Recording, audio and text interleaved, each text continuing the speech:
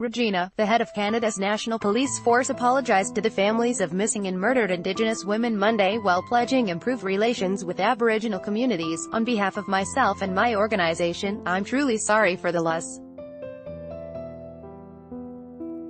of your loved ones and the pain that this has caused you and your families and your communities," RCMP Commissioner Brenda Lucki testified in Regina at the National Inquiry into Missing and Murdered Indigenous Women.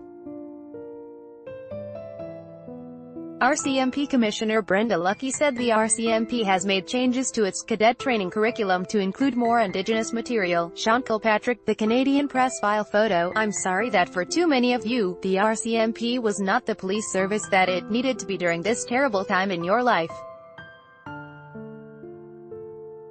It is very clear to me that the RCMP could have done better, and I promised you we will do better." The inquiry has been holding hearings for more than a year, and time and again stories have surfaced of police not taking the cases of missing Indigenous women seriously.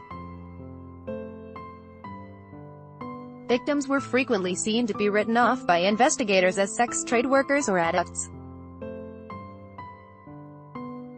Lucki said the RCMP has made changes to its cadet training curriculum to include more Indigenous material. Article continued below. One of the added modules includes a scenario involving an 18-year-old Indigenous woman whose backstory is constructed from testimony heard at the inquiry. Read more.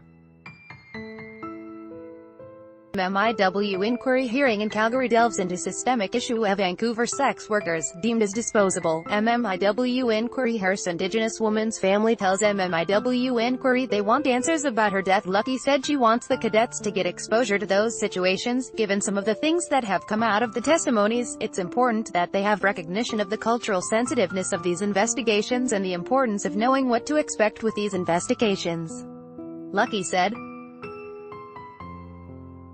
Article continued below. One other addition to RCMP training includes a blanket exercise in which cadets are taught to better understand the different issues facing Indigenous people. That program has been introduced over the last 4 to 6 months, and Lucki participated in the first one.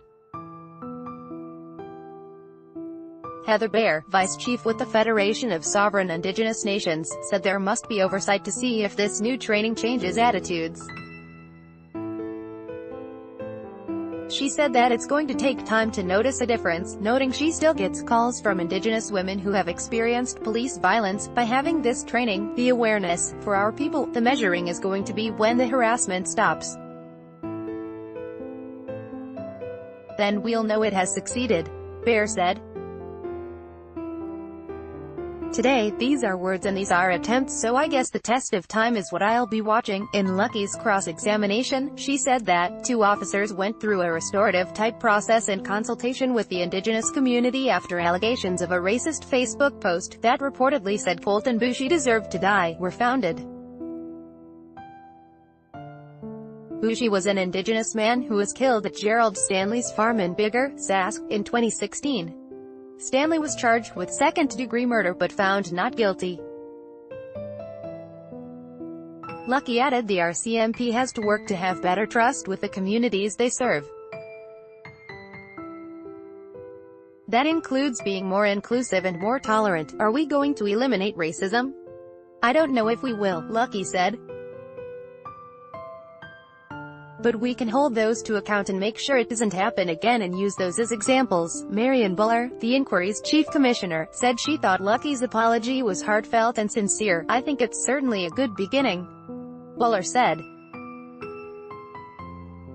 Proof will be in what happens on the ground. Lucki became the RCMP's new commissioner in April and is the first commissioner from the Mounties to be a witness at the inquiry. She said that an Aboriginal and First Nations awareness course is mandatory for cadets to take within 2 years. It's also mandatory training for officers in some northern parts of the country.